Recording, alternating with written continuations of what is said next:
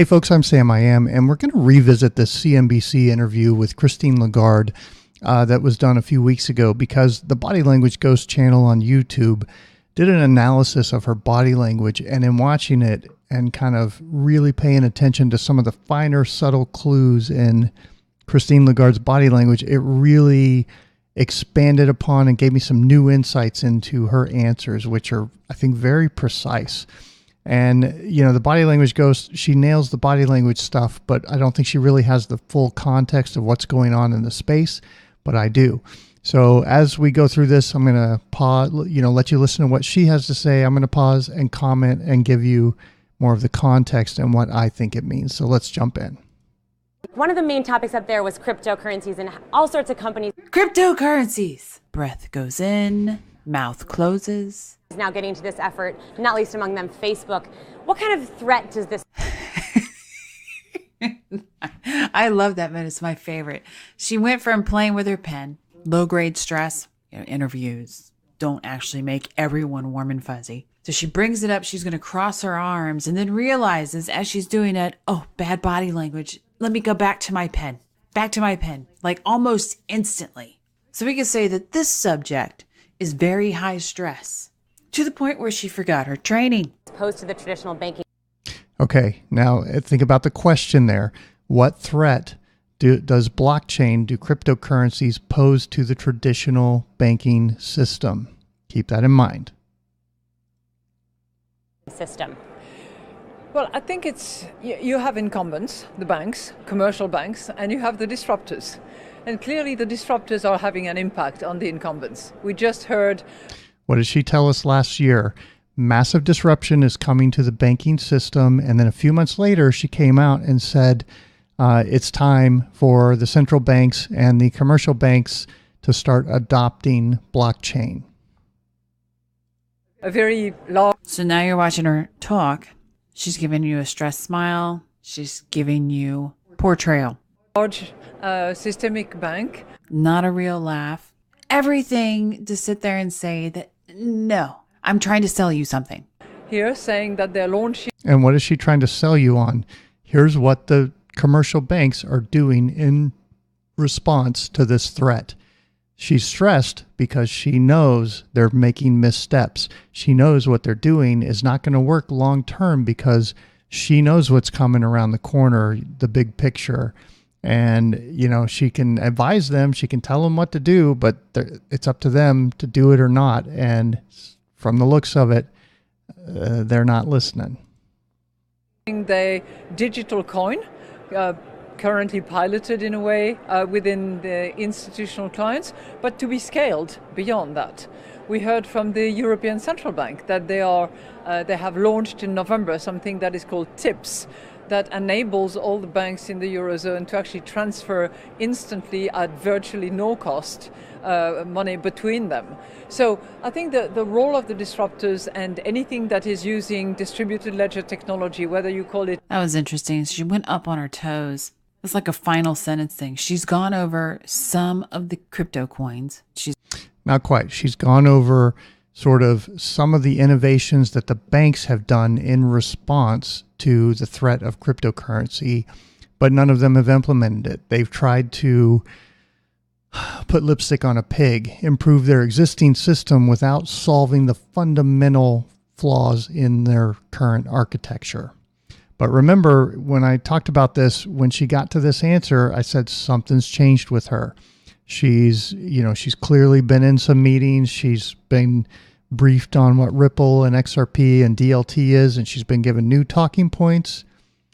This is kind of one of the, I saw this and it kind of clued me in. I pick up on body language kind of subconsciously, but she really calls it out here.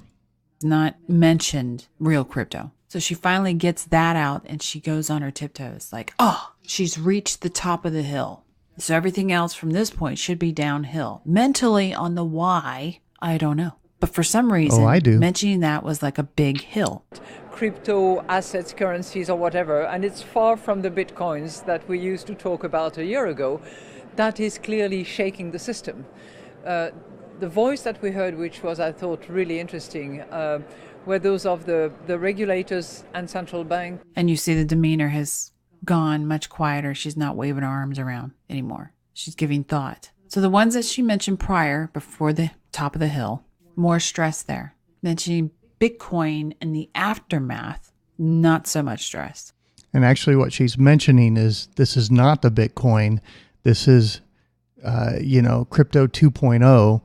This is distributed ledger technology. She's talking about Ripple and XRP.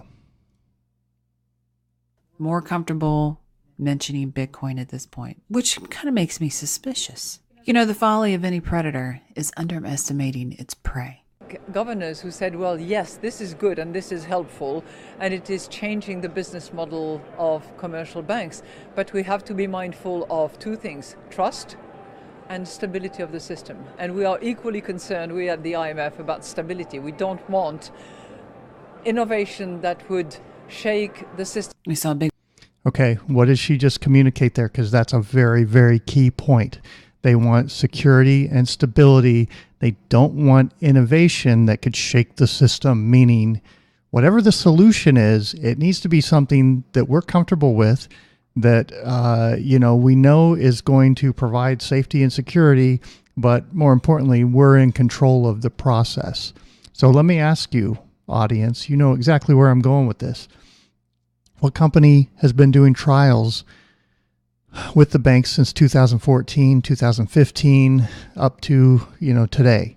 What company is out there in meetings with the IMF? Who was Ross Leckow, the chief lawyer for the IMF, on stage with recently, and also went to the user conference for this same company? It's Ripple and XRP.